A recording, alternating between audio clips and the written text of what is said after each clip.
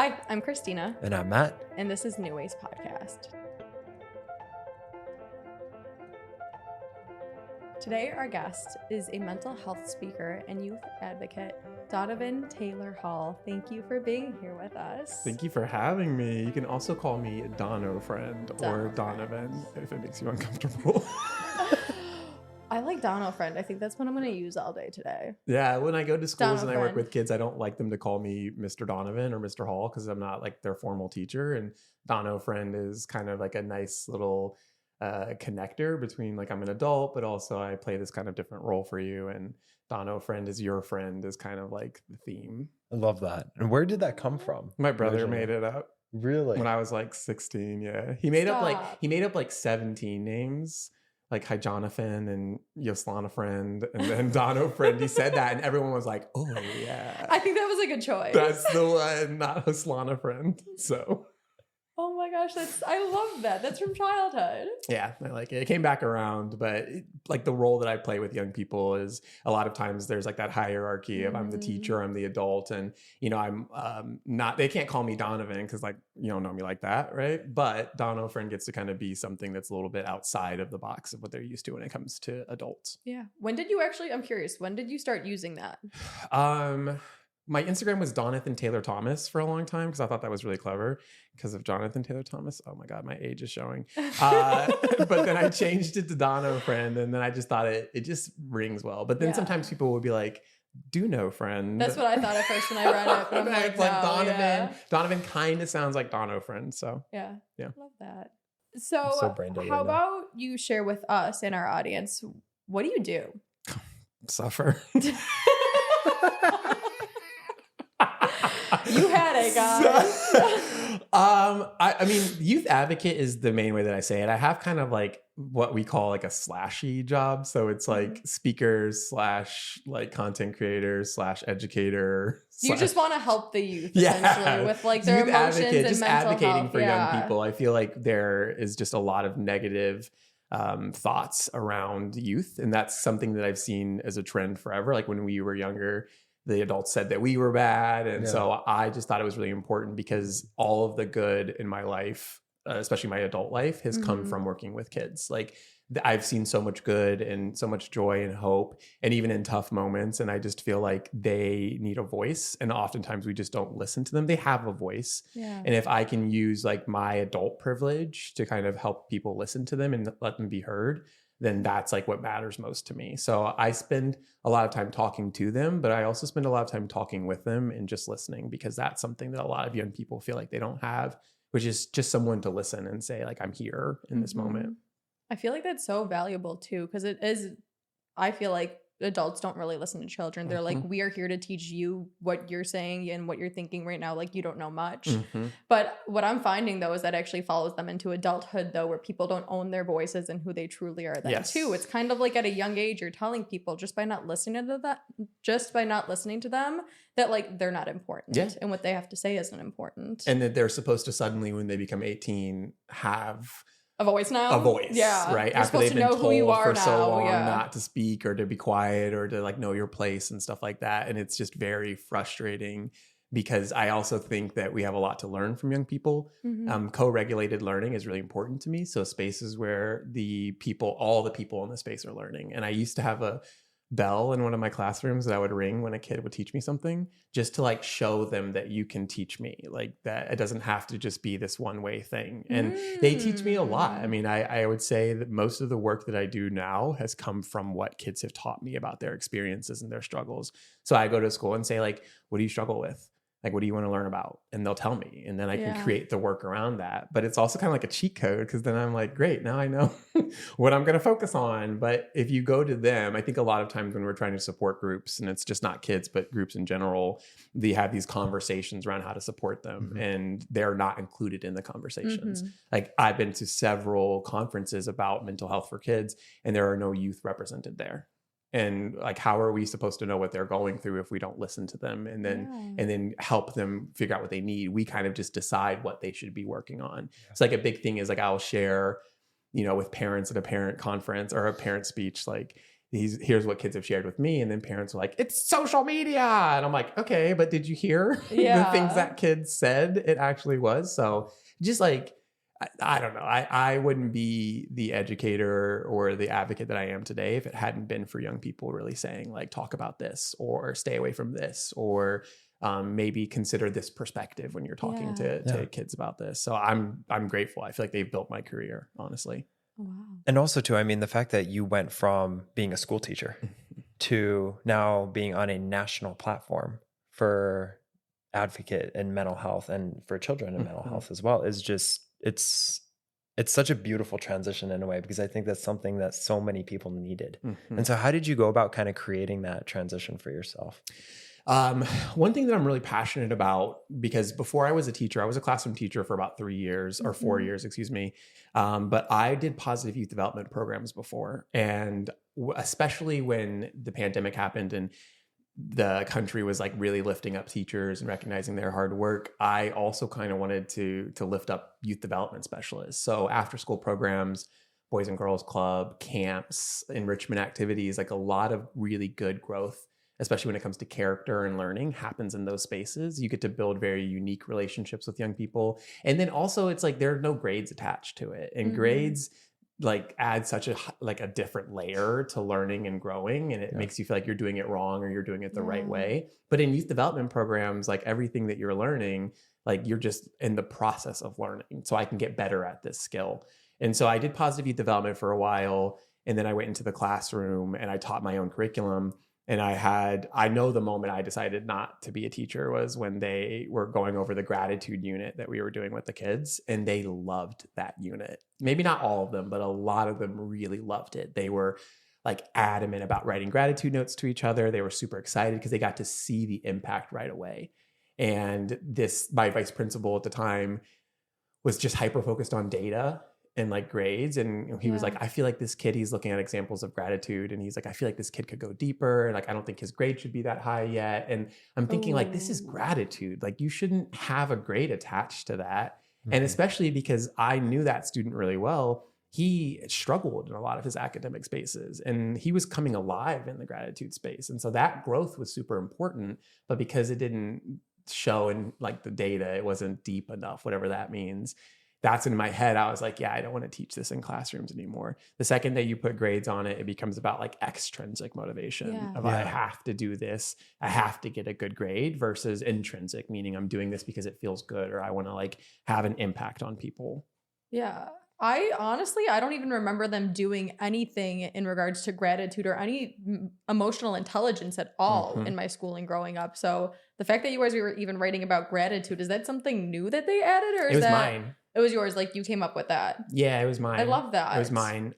Gratitude like really saved my life in a lot of ways. In college, when I do speeches with my high school students, I talk about the time period in my life because I really struggled as a kid and I did like all the right things, but there was a lot of silent suffering happening. And so it got so bad that by the time I was in college, I like didn't want to be alive anymore. And then I had an incident happen that showed me like the impact of suicide. And I understood suddenly that that was not an option. And so I had to kind of figure out like, how do I take care of myself? And I tried all these things, these practices that people were talking about. And gratitude was the one that really helped me. And I developed this practice of saying, thank you 100 times a day. Yeah. And so I wake up in the morning but in the beginning, like when I was coming out of my depression, it was just like maybe 2 or 3 thank yous. And then it's a skill, like any skill you can get better at doing it over time. And then I started sharing gratitude with other people and I started sharing it with kids and I was seeing the impact it was having on them to be seen and have someone say like, I appreciate the way that you show up in this class. Like the energy that you're bringing helps class like feel fun. And I'm just really grateful for that. And then you see that behavior continue because it really affirms it. And so I just loved, before I even did the gratitude unit with the kids, I had already been writing them gratitude notes. So kids were already getting gratitude letters. So instead of me just saying, do this, I showed them what it felt like first. And then when it was time for them to delve into it, a lot of them were like, I know what to think about and I can kind of know what to access because this has happened to me. And I don't think enough adults say thank you to kids, like genuinely say thank you for just dealing with what they have to deal with and what they bring to the table. Yeah. Yeah, I feel like not enough people honestly focus on gratitude enough, because I can even say, like, if you walk into my bedroom right now and look at my mirror, I literally write something I'm like grateful for every single day, especially when I'm down, because it reminds you that, like, yes, I'm going through a rough patch, but there are still beautiful things in this world, regardless if I don't feel like it or not. That's why even when you said, though, they didn't go deep enough with gratitude, right? I'm like, that doesn't sit with me, right? Because I'm like, it's the little things in life, though. Also, it's like this human connection, like just having like Matt and Donovan as my friend. Like, it should be as simple as that, and I'm happy because of it. It doesn't have to be like, oh, because like I live in this amazing house and I can eat this amazing food and do these amazing things. It's like the little things is why we're all here. And I feel like when we realize that we don't need all this external things and all this grandiose stuff is when we actually like start to be happier within ourselves. One of the theories that I built my curriculum around was self-determination theory. And it focuses on 3 aspects, which is autonomy, self-efficacy, and connectedness.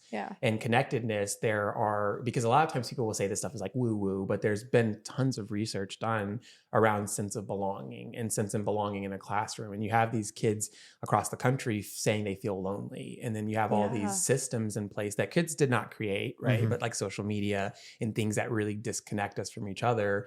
But one of the things that helps people build a sense of self-determination is when they feel like they're a part of something larger than themselves. And one of the quickest ways to do that is to say, like, thank you, like, I see you. And my kids, I mean, the students that I say my kids, the students that I had, like, really changed my life. I mean, they gave me purpose at a time where I didn't want to be alive. And so if I don't say thank you to them, it doesn't make any sense, because they are the reason that I'm here. The kids that I've worked with for the years are like the reason I'm in this seat today. And so I am constantly trying to remind them and remind myself that like that sense of belonging is important. And you don't know like how many kids or people in general feel unseen.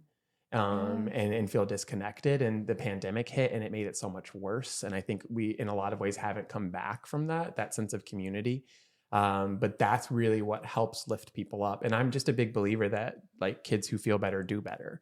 Completely. Even adults too. Yeah. Like we were talking about before coming here. I'm like, what does Donovan do for Donovan? You know what I mean? To help. If you guys could see that look he just gave. I did an office. But that's what I mean though, is like taking that second for yourself and like to tell people. And I love how you said disconnect too, because if you ask a lot of people in schools, especially, we have all these movies where it's like people and kids are pinning each other against each other about who has this and who doesn't have this. But when it's like you actually are like, say something you like about somebody else and show them like how much you appreciate them, it forms that connection. It builds stronger relationships. And then there's all of this data that shows the physical effect it has on your body, like better immune system, better deeper sleep and things like that. Like it's just rewiring your brain.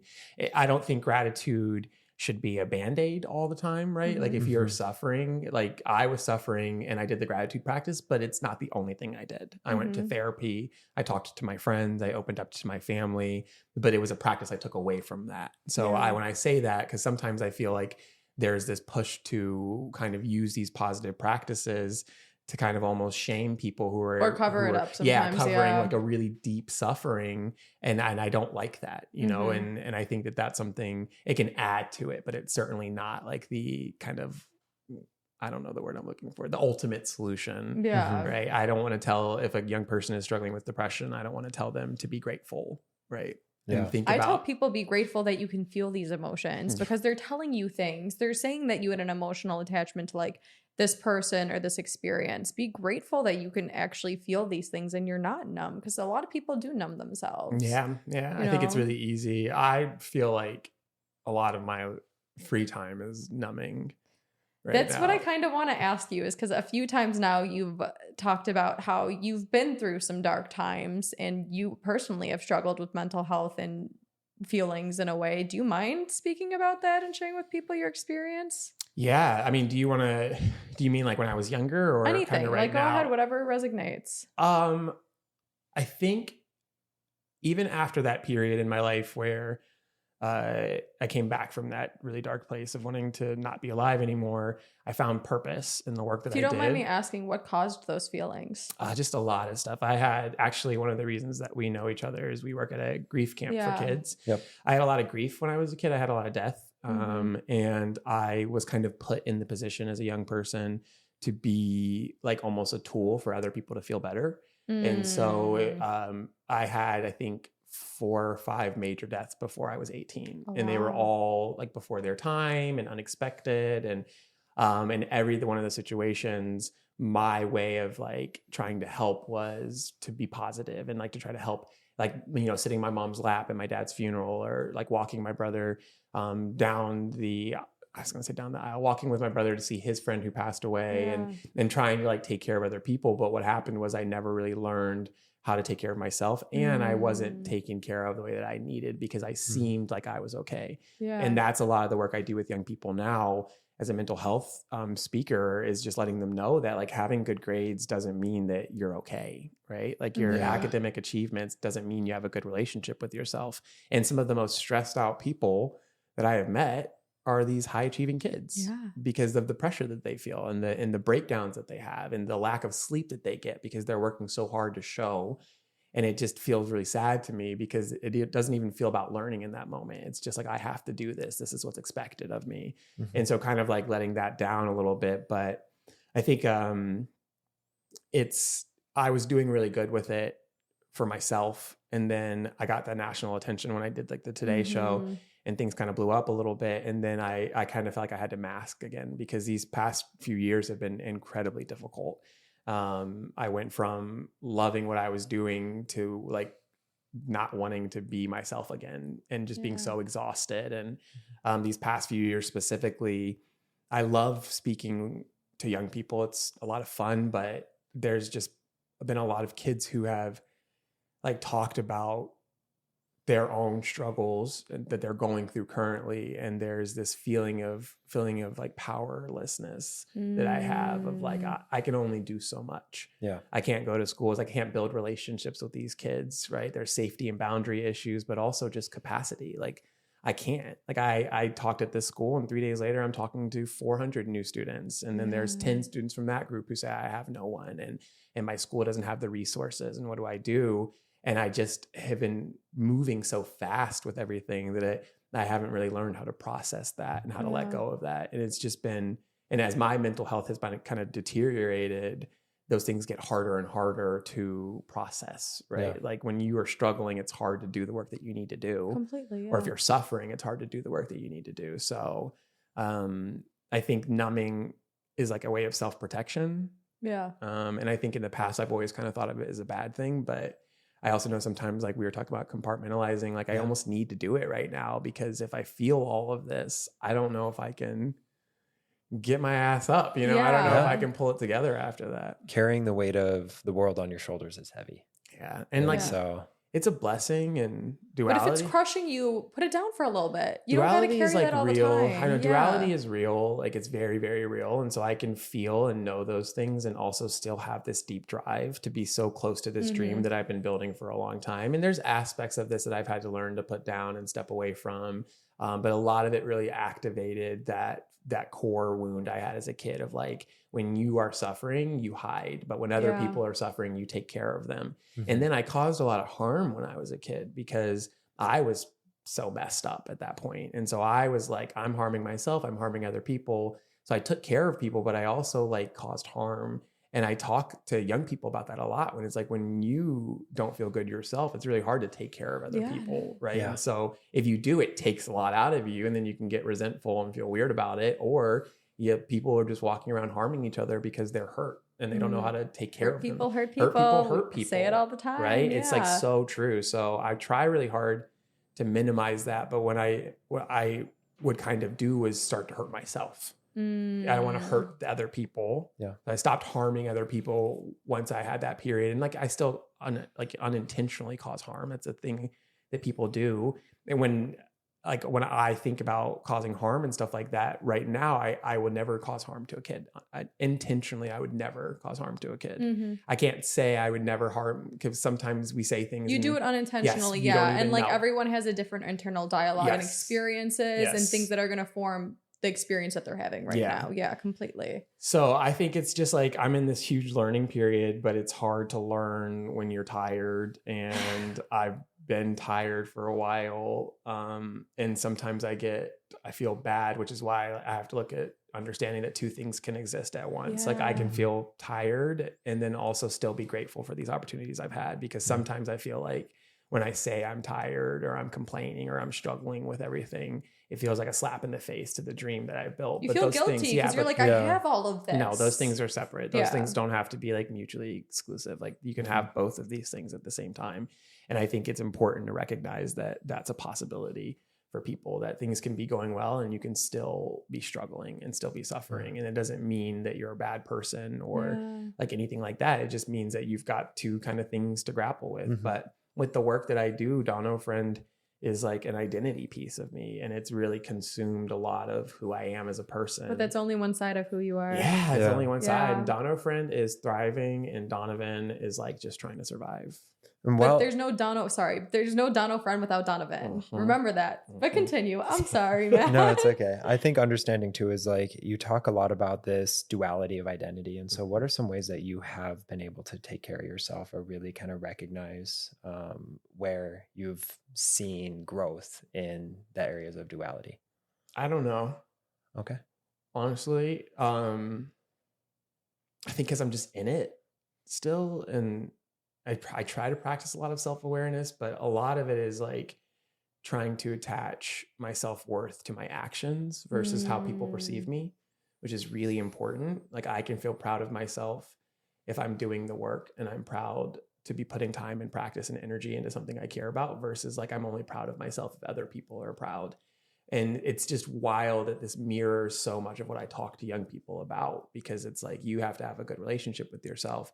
But then there's all these ways that kids are not set up to do that as they're younger. And then that's why a lot of college students are struggling, because they're just thrown into the world and they don't know how to like ask for help or take care of themselves or balance like their schedule, or think about like, what do I do to like feel joy or feel happiness? Like they don't have the opportunities to build expertise in themselves as kids. And unless you go to, because as a speaker, I go to schools that have resources, and I go to schools that maybe don't have the same resources, and you see what they get to do in the schools with resources versus the schools that don't have them. And so some of these kids in these, schools that have a lot of resources do get to do this kind of work. And it's sad because all kids need that. Yeah. But that's just like the disparity of education in this country, right? If you're lucky enough to be born into a family that has resources to send you there, then you do get a little bit deeper, but then you have more opportunity for success and to thrive because you have a stronger foundation because you had these experiences. Yeah. What are some of the ways that we can sort of take a lot of these experiences that a certain select group of kids that are having, either based on economic status or just based on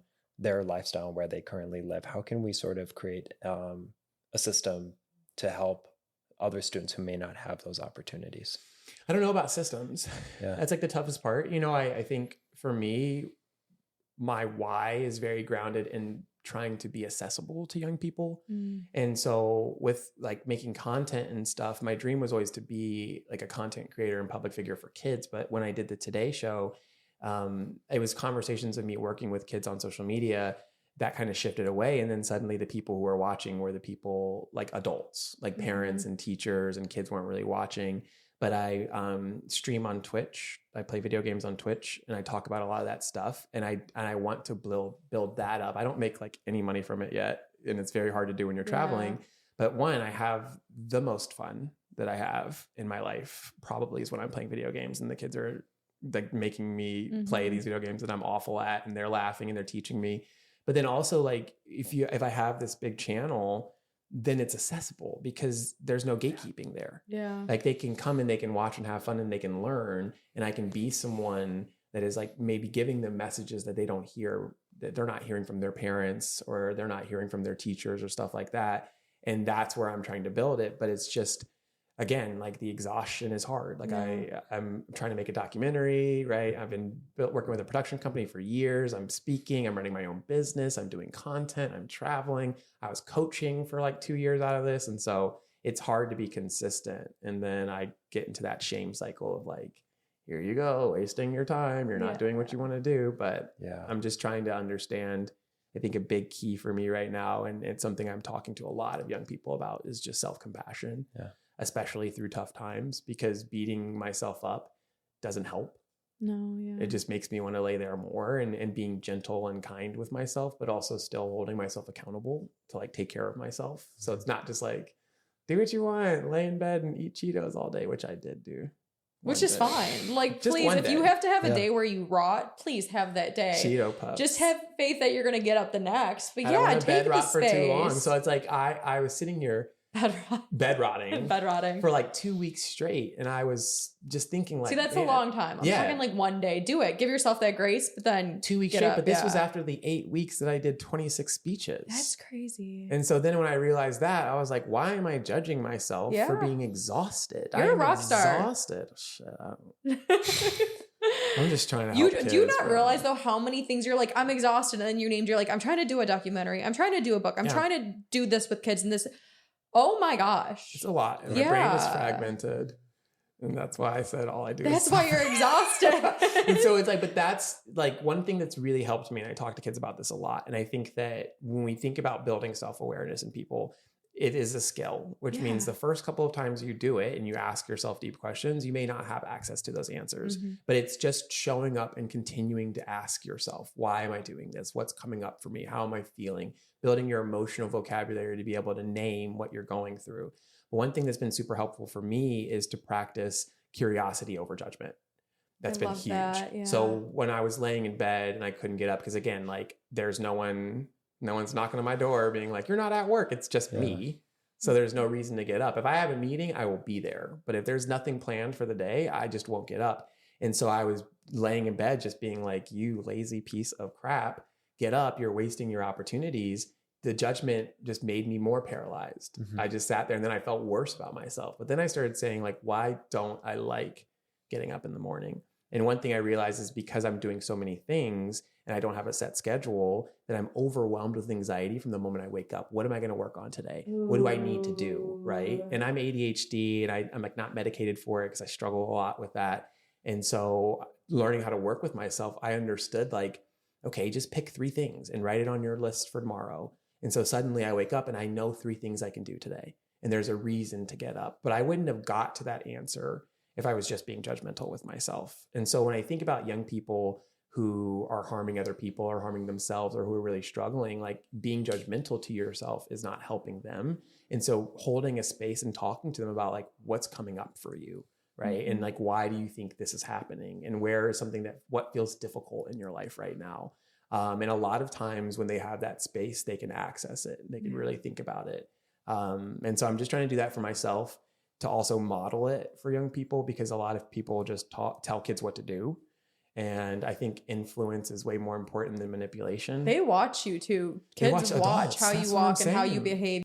That's why the don't say or just say no thing didn't work, right? Or the telling kids not to drink. Yeah, right? But you're over here doing the same. Shoving it in there. It's everywhere, and it's like you don't get to because we say so, and then you're drunk falling out of actions stools. do speak louder than words. The dare campaign. Yeah, you know what I mean? Like, oh it's my God. all these things. You're telling kids not to be stressed out. You're telling kids not to put pressure on themselves, and then they see you doing it, right? If you tell someone, what I found is a lot of people don't like to be told what to do. Yeah. They just don't. I agree with that. And then, but there's this power dynamic between adults and kids where we do get to say, I'm going to tell you what to do. And it's important because sometimes it's like, I'm not saying take away everything in terms of structure for kids, because structure is a part of development, right? And their safety is number one. I use this idea of offering, where I'm like, you don't have to take it.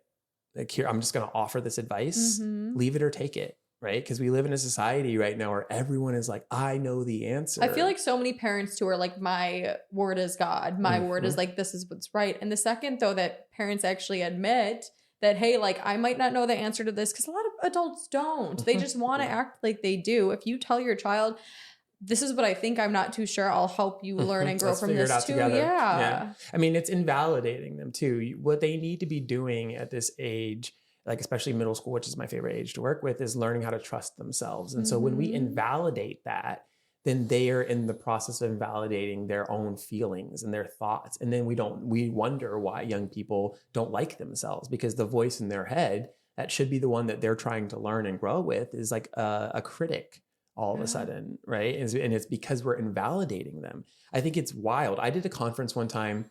I hope they see this. I did a conference one time and it was a bunch of teachers, and then they had some students come, which I thought was great because it was about kids. And I think that if you're doing anything for kids, like advocating, there should be kids there. And there are a lot of kids who want to do this kind of stuff, who want to be heard, right? I think that's super important to note, right? And these kids come on stage, and I'm looking around, teachers are talking, they have their backs turned to them, people are on their computers working, blah, blah, blah, and talking over these students who are in front of this audience talking. And I'm thinking to myself, this is the same shit that these kids get written up for. If they were doing this in your classroom, you would lose your mind. So what makes you think that you can do that to them? That's so disrespectful. But it's just this entitlement of like adult. Just because you're hood. I have the answers. And what I found is like, that's what kids don't like. Right. And so a lot of times I'm just like, hey, I don't know, maybe. I hope this works. Try it out. Right. It's like I tell them, like, you're at the grocery store. You don't take everything just because it's there, right? You pick and choose, and maybe you try something and it didn't work. And so next time you're not going to do it. But that's the process. It should be this exploration phase of like, what works for me? How do I work with myself? What helps me grow? What makes me feel unsafe, right? Learning these things. But when people are telling them, I have the answers for you, it invalidates that discovery process for themselves. One of the hardest things that I really struggle with so much as a therapist for kids and even as a behaviorist is that like I have to challenge parents' egos constantly. And when you challenge that ego, you challenge a value. And that value is a belief system. And then your existence as a person and who you are, if they don't see it the way they want to, then it completely is eradicated. And I've seen that time and time again. So I can't, like, how do you challenge parents' values? And like, do you come from the kid's perspective, or how do you talk to parents about those situations? I mean, ego is the enemy of learning. Ego is the enemy of growth. But ego, I think a lot of times we have this really negative connotation around ego. Ego is just this thing that our brains have developed to protect us. Right. And I think that kind of goes back to that adult entitlement of like, I am safe in my beliefs. I don't have to be challenged anymore. And sometimes it has to be a rude wake up call. I work with a lot of communities with gifted students, and I'm just begging them to like help their kids take care of themselves, because these kids are under so much pressure and stress. And it's like, I know that they're stressed out. I know that they're depressed. I know that they're tired, but they're not going to get into this college if they don't work right now. And so I had a mom who like pushed back on me really hard about that. And she was like, she needs to stop crying. Like, I get it. It's tough, blah, blah, blah. And so I was like, frankly, your daughter is telling you she's depressed. Your daughter is telling you she's exhausted. And you're saying, I get it. Get up. You need to work hard to get into this good school. But would you rather your kid get into a good school or not be here? Right? Because that's what happens. That's realistic though. Like, and that was the moment where it was like, ooh, because it's like, of course you care. I feel like a lot of parents would be very like offended by that statement. But again, it's like, I have to approach working with parents way differently than I do with kids. I have to take care of the ego a lot more with parents. A lot of times I feel like are more open than adults because they have to be. That's why, because that's the system that we built for them, is that we have to listen. We have to take this. And then that's why youth culture has always pushed back, because it's like, we know what's best. And this is not new. It's been like this for a while. I talk about the curtain. This is like this idea that I have. We used to be able to protect and shield kids from the real world, as we call it, although kids are living in the real world. Curtain used to be, you couldn't see through it. And so unless your parents were talking to you about this, unless you were watching the news, right? You have social media now where that curtain is transparent. So we're trying to say, like, you don't see what we're doing. Like, this is adult business. Kids are seeing what adults are doing. Ooh, okay. Like, how do we as a society yell at young people for acting the way that they act, and look at the adults in our country? Look at what we're doing. Look at the way that we're fighting. Like, the way that I'm seeing the people in charge right? Public figures, the way that they're acting, like these are the things that kids get in trouble for. And so again, we're telling them not to do it, but then we as adults are doing it. I mean, I've never seen public officials like the way that they're name calling and bullying each other. And this is the stuff that we are actively trying to weed out of schools. But again, if you were telling a kid not to do something and then doing it, it completely defeats the purpose. We have to show them what it looks like, right? And so that's my role, I think, as a mental health expert, or excuse me, mental health advocate, is to really show them what it looks like to be like, yeah, I'm struggling. I'm going through a tough time and some days are better. Like I'm showing instead of telling them. And it's just, I think it's important that we recognize that they're watching us in all the ways that we don't want them to watch us. And they're picking up on that. Kids are not the only ones out of control, right? Like a lot of us are out of control. Oh, completely. Yeah. A lot of us are out here causing harm. A lot of us are deeply rooted in I know what's best. Yeah. But how many you think are willing to admit that? Right? Right. I do it all the time. I don't know. Oh, me too. But like admitting that I was wrong and messed up is what brought me to the growth to be like, okay, I need to fix this now. That's like admitting it is the first. Yeah, admitting it's the first step. That's the first step. That's learning. Learning is vulnerable, and it doesn't feel good if you don't know how to take care of yourself in that. Because we in society, it's like you're not supposed to be wrong, but you inherently have to. But why not though? If you're wrong, it's a learning experience. Then you know the right thing. You have to be wrong. You have to be wrong. But then it's like I could go on a whole tangent about this, but then you have grades that are showing like, am I doing this wrong or not? And so it's like a kid goes from an F to a D, and that's growth, right? But because it's a D, it's still not good enough. Yeah. However, if there was no grades attached to that, you can just track and recognize the growth and say, cool, like last week we couldn't do this. Here's how we've grown, right? I can do this differently now because I've learned. I may not have the right answer, but I've gotten over this little hill. And so I do a lot of like this work with mental health, but I also do a lot of this work with teachers and parents around like, how do we support young people? And most of the time it's like, we have to show them what we want, right? We can't just tell them. And it's just frustrating, I think, to not have the ability to make choices in your life. That's really frustrating. And that's most of childhood. And again, I'm not saying, show them the checkbook and be like, here's all the bills and I'm stressed, and you don't have to go super deep with them, but just to even say like, I'm going through a tough time right now. I'm trying to take care of myself. I'm feeling like I'm putting a lot of pressure on myself, right? Those things resonate with kids. They have those experiences. And then I don't know why we separate the emotional lives of kids with adults. I don't know why we do that. Well, that's not even something we teach in school, is emotional intelligence and regulation. We're trying.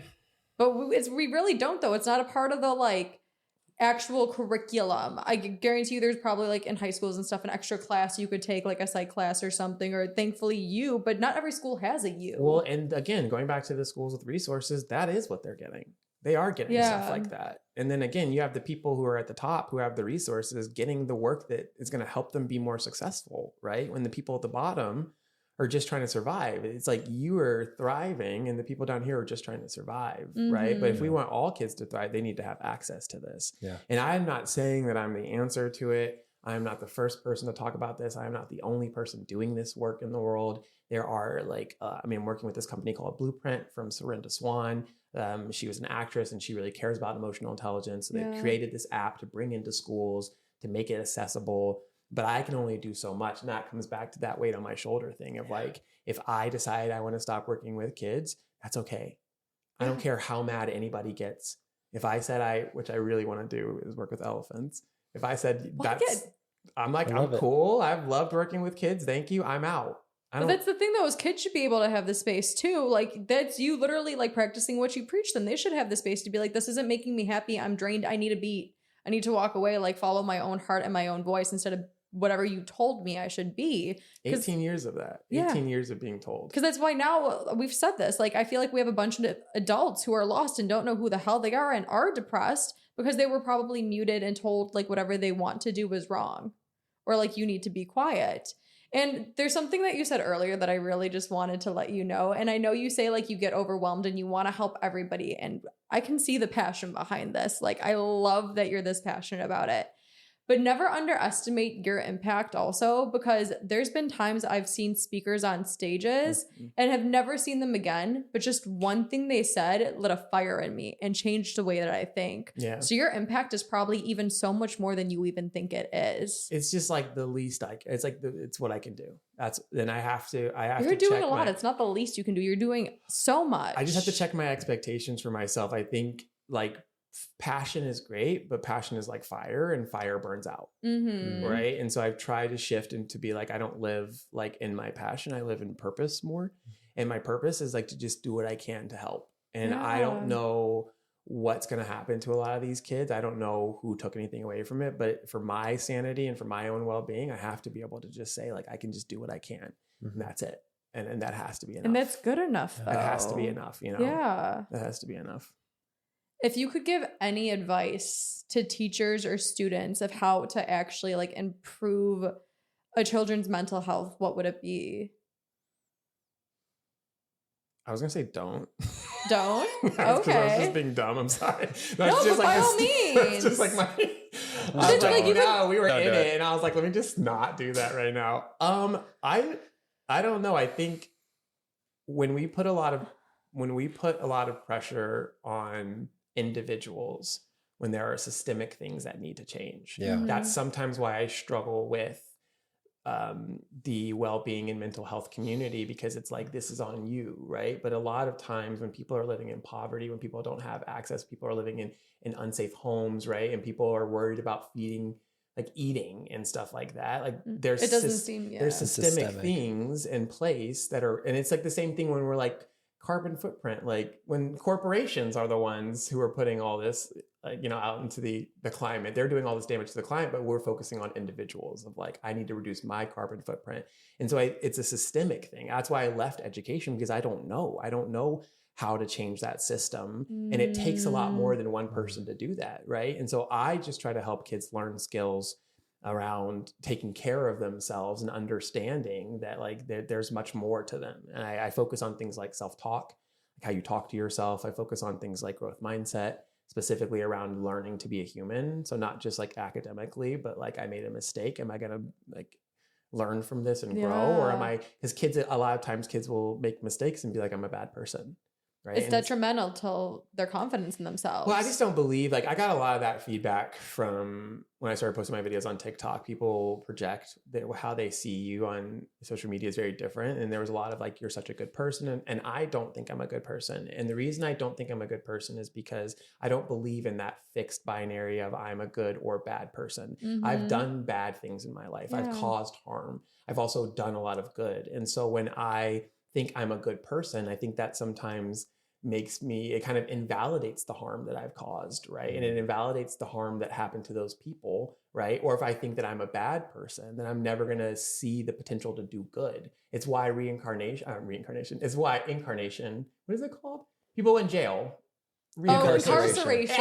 Incarceration. Strike that. Incarnation. Hey, you still come back from like to learn your karma when you're reincarnated, but continue. Yeah, there you go. That's what I meant, right? Is like, what are we showing them that they have the ability to have impact, that they can come back and do good, right? Or are we just keeping them in this mindset of you are a bad person and you need to stay in that space? Some rehabilitation programs in different countries literally set them up to do service and to do community and to have opportunities to see that what you've done in the past doesn't have to define how you move forward. I mean, you have people who were in the KKK who have reformed and now are teaching other people to get out of there. I mean, that's like one of my favorite stories was a guy who was in the KKK and he met a black man who helped him, and it's his best friend now. And they run an organization to help other white people who were in the KKK who have been indoctrinated to get out of it. And this guy was in a hate group, right? But look what he was able to do when someone showed up and gave him love and said, I know you're hurting, right? But like, I'm here, see me,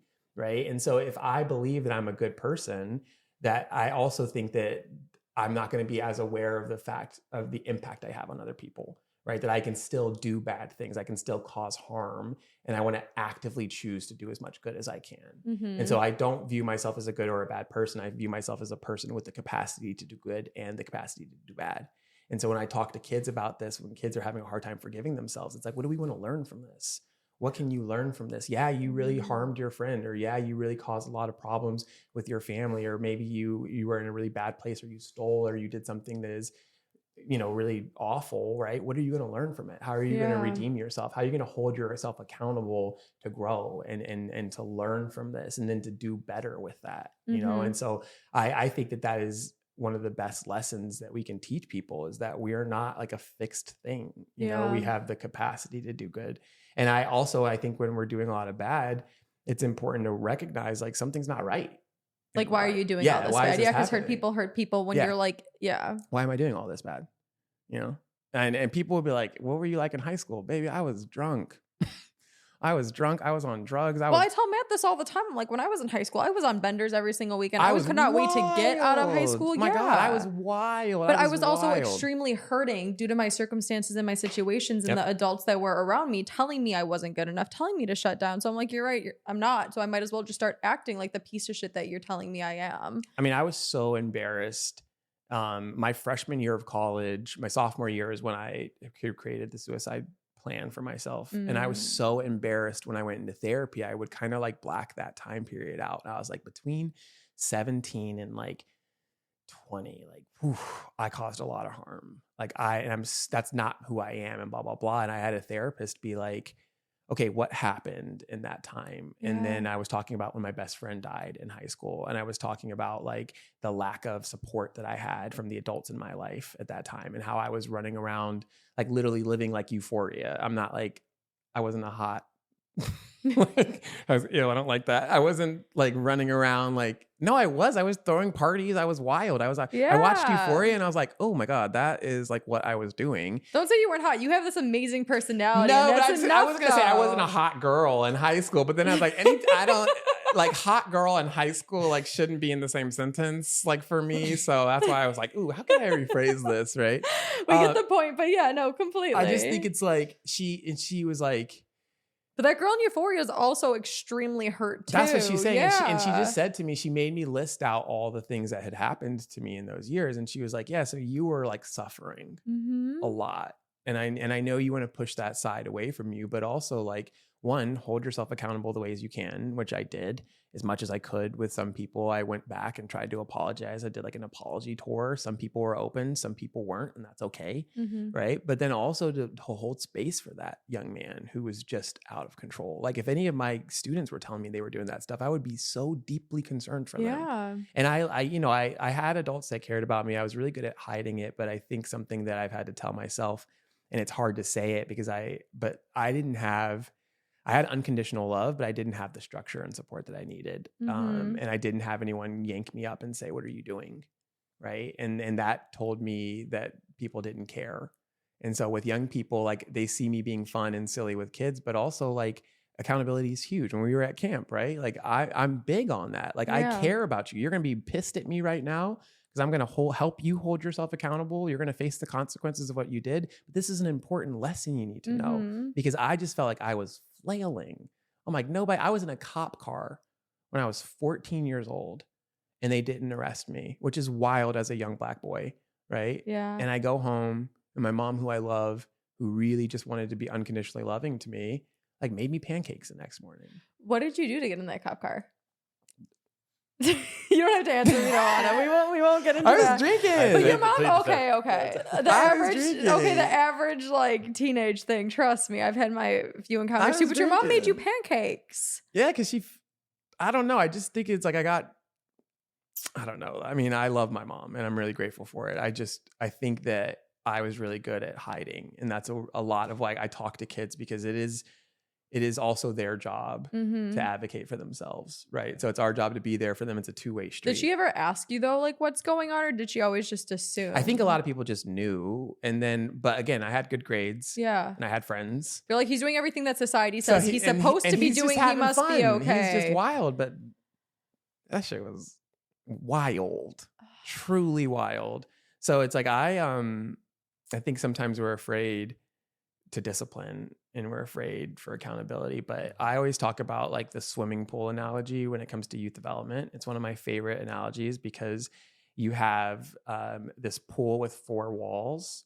And then as we help young people grow, like their job is to build their skills to swim in the pool, but the walls don't move. The walls are there. So when the kids get tired, they come back to the walls. If you think about parents, right, the babies are on the walls from the beginning. And then as they get older, they swim out a little further, right? And then eventually they build their skills up. The walls don't chase them in. They don't shrink so they're safe. So you have these parents who want to protect their kids from struggling all the time. They won't let them face adversity, right?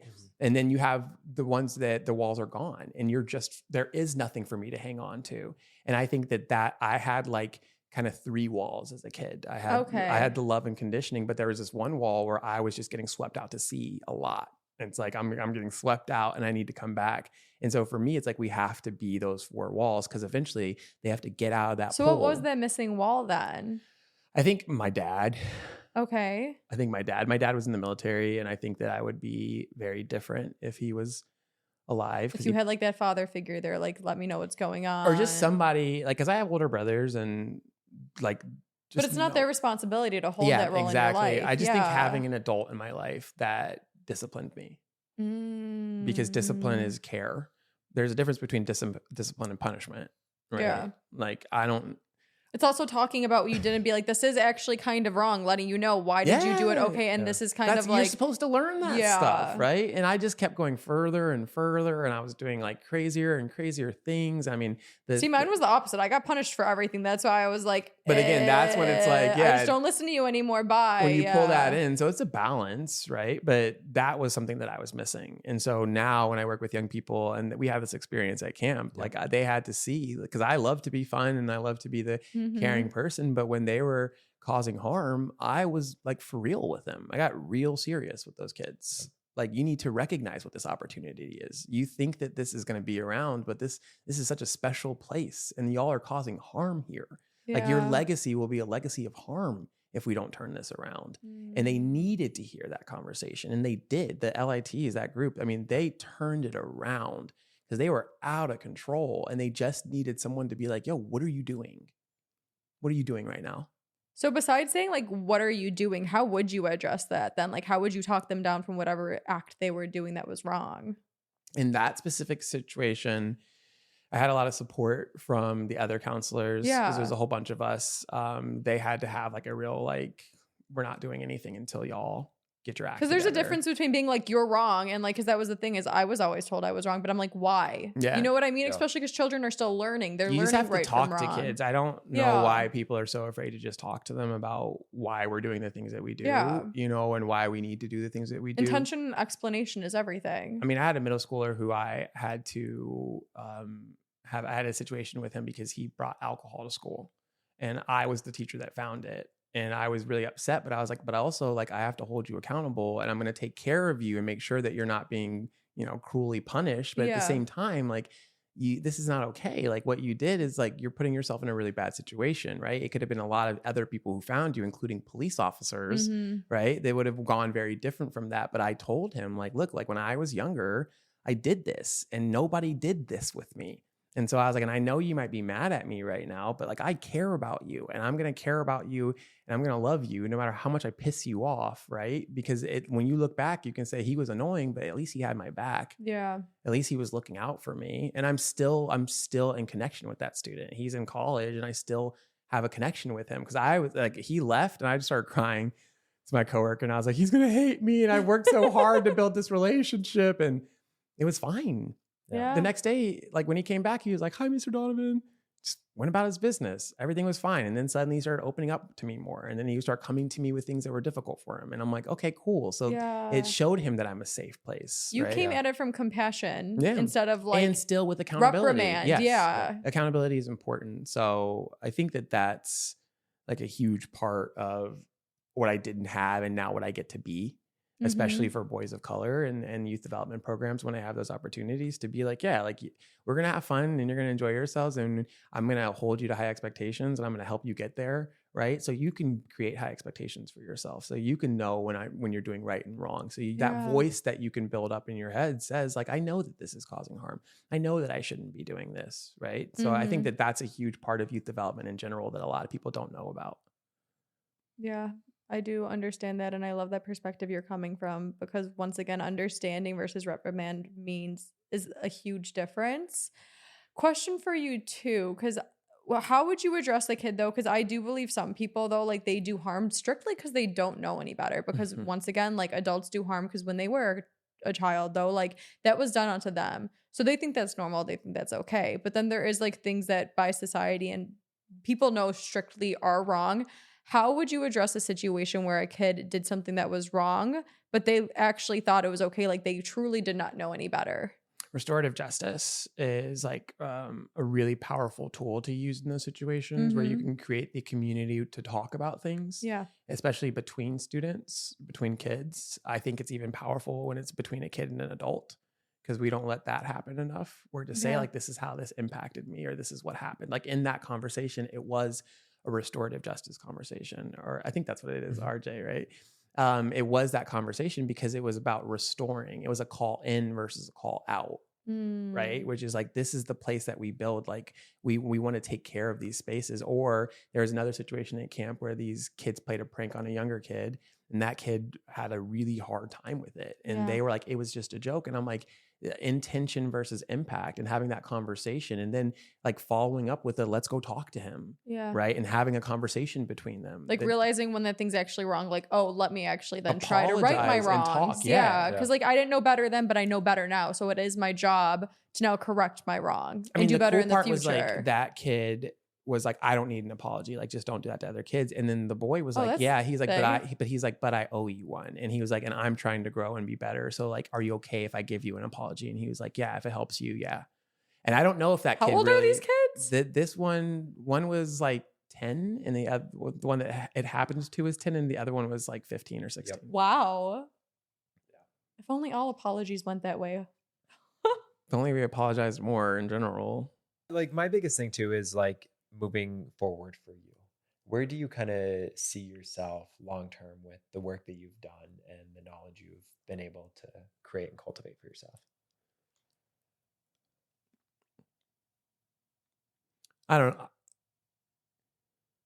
I'm trying to make it through this period in my life. I think that's what I would say. And one thing, because these last 3 years, I have really struggled with experiencing joy. I really struggled with trust. I've really struggled with a lot of things that were never issues with me before because of what happened with social media content and a lot of the feedback that I was getting. And so right now, it's hard to see the future. It's hard because right now I'm just trying to get out. I'm just trying to survive. So I don't know where it will go. I've had a vision for my life for a long time, but right now my vision is to make it through this in one piece. And I don't know what opportunities will come. I just want to feel better. So my future is, I don't know what this is going to look like or what it's going to turn into. I just want to be here for it. Yeah. Yeah. This is a hard question. Yeah. It's hard.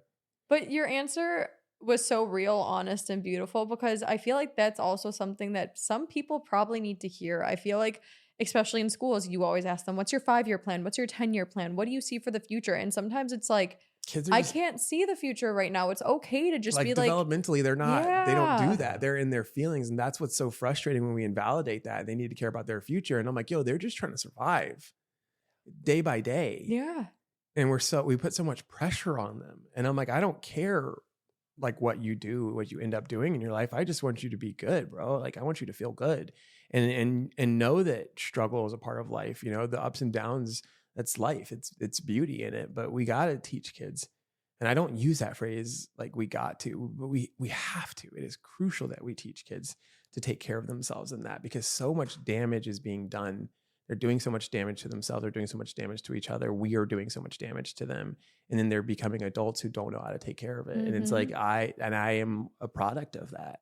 And I admit that I watch these gurus and these people who do this work, and they're like, I was like you, and now look at me. And I'm like, I'm like you. Yeah. But they don't show, we talked about this. They don't show that bad stuff though either. That's why I didn't want to be a motivational speaker, because I was like, I don't want to go into these schools and tell these kids that like, look at me now. And like, I'm going to I'm going to a career fair at a high school to speak. And it's like, yo, I'm living my dream. But because I didn't take care of myself, because there's core things here. I got my dream and I'm still deeply unhappy. The same way that some of you have good grades and you're deeply unhappy, or you have friends and a family that love you and you're deeply unhappy, because there's core things that we're not addressing. And I think that's something that I just want to help them see and like understand that this is, I would rather a kid be like, I know Mr. Donovan was struggling and he made it through. Right. Or I know when he was going through a hard time, he took time for himself, or he asked for help. Like I've had kids be like, oh, you told me like, I asked some kids like what they remember from my class, and when I was talking to them at the high school graduation, and a couple of them were like, I remember when you were going through a really hard time, how like you told us and you communicated when you took care of yourself and you took time off. And I'm like, that wasn't the curriculum, but that's what they remembered. They saw that. That's probably better than the other thing that they were supposed to be learning. Because they were doing time management. That. And I remember asking my co-teacher, I was like, can I take a break? But that is time management, though, is being like, I need to take care of myself right now. Thank you. I'm making time for myself. So yeah. I just want to live a full life. You know, we deal with grief, and it's a blessing to be alive, and that comes with the ups and downs. But I just I'm just figuring it out. I don't have the answers yet, and for other people, it's like looking for those answers in others is tough. You know, you got to be your own expert. You got to be the person that knows, and it takes a lot of practice and time and work. And all I can say is right now, I'm being way more gentle with myself, and I'm being way more compassionate with myself than I've ever been. And I'm holding space for like Donnie, like little Donnie, who is like just trying to take care of everybody, you know, to feel safe and valued. And I'm like, I'm here with you. Like, I'm taking care of you. Like, you're safe. Yeah. And that's been such a powerful experience for me. And then to be able to talk to kids and then talk to myself as a kid and say the same thing, right? It's just, it's hard. I'm just stressed about kids. I'm worried about them. But I also have a lot of hope because of kids. Yeah. Both things can be true. Well, I have hope just because of, and I'm not saying all this work that everybody wants you to do or this stuff you think you have to build. I have hope just because of who you are, and just you coming on and sharing your honesty is what the world does need. And I just want to thank you for that, because that was a perfect answer. You're like, that's not an answer, but it is. You know, yeah, I was like, I used to do that. Sorry, I just have to laugh. This is something I've learned I do, which is like when I'm getting emotional, because like this is going to end and then I have to leave. And this is something that happens. This I've noticed, which is like we talk about these things and then I don't have the system to take care of myself afterwards. So I told you I was doing a speech at a high school, and I was just so tired and exhausted, and my self-worth was so low, and I was just sobbing in the car on the drive. And then I like literally got there, cleaned myself up, got in there, talked to these kids about self-compassion, talked to them about asking for help. They're giving me all this feedback. Kids are like literally come up, and I had a boy literally be like, last night my dad called me weak for feeling sad about my friend dying, and you're the first man I've heard say that it's okay to be sad, right? And I needed to hear that today. And then it's like, that's a real impact. And then I get back in the car and I'm sad. So something that it's like, I just have to figure out how to take care of myself in this work. It's the same thing. I have to figure out how to take care of myself as I'm learning and I'm growing. Learning and growing doesn't stop when you turn 18. Hopefully you keep on learning. Well, some people like it that way. And if that's your prerogative, go for it. Because I'm certainly not the person to tell people you have to do it this way. But to offer that perspective to young people, that you can be a lifelong learner. But that also means there's going to be really hard periods. There's going to be vulnerabilities. There's going to be failures. There's going to be mistakes. There's going to be successes. There's going to be people who will fight for you. There are going to be people who fight you, right? All of these things. If you put yourself in a vulnerable state, you have your ability to grow. But also, like, how do we take care of ourselves so the struggling doesn't turn into suffering? And that's what I'm trying to find out right now, because this is what I want. I know I want to do this, and I want to be excited by my struggle. But because there's things I'm figuring out right now around how do I build capacity? How do I make time for myself? Like, if I don't figure those things out, then the work that I love will become suffering. And that's my biggest fear. Not being good enough is that this work will become suffering for me. And I don't want that, because I love this work. I love it. Yeah. A lot. So you said right now you're going to take the space. So I'm going to go see Simone. Shout out to Simone. She's one of my best friends from high school, and she is just light and love, but she's also like she'll open the door and just like hold me and be like, there's my baby, and just hug me. And that's what you need sometimes. And we used to dance all the time when we were younger, and we're going to a festival and stuff. So I'm just really happy, because now it's like I don't have to put on a mask with her. And then it's a blessing to be able to have people who can just be like, I got you. Yeah. And especially when you're the person that's got so many people it's really nice. It feels like a true blessing to have someone like her, and that she's here, and I get to see her directly after this. So Absolutely. Well, thank you so much. Do you have any other questions, Matt? We usually end, honestly, on if, like, do you want to share anything else with our viewers before they go, or have any words of advice? Do you have any, or it's okay if you don't, if you do? Take care of yourself when you are struggling, and get care for yourself if you're suffering. Yes. Good way to end. Thank you so much for coming on and being yourself and sharing with the world your knowledge and just who you are and your emotions. I really appreciate it. And I'm just so happy to see you. It's so nice to see you. It feels a little weird, right? It does. Yeah, thank you all so much. It's great. I think I had a lot of my own learning. Yeah. I think I said things out loud today that I needed to say, so I appreciate that. I haven't said that I loved my work in a while. Yeah. It's great. Yeah. It's a good reminder, right? Talking about things. And it was organic. It was not forced. It came Yeah. out, and it was just a reminder. So I appreciate that. Well, I'm happy you got that out of it. Thank you. Yeah, I'm happy you got that out of it. And until next time, I love you all. Thank you so much. Keep shining your light.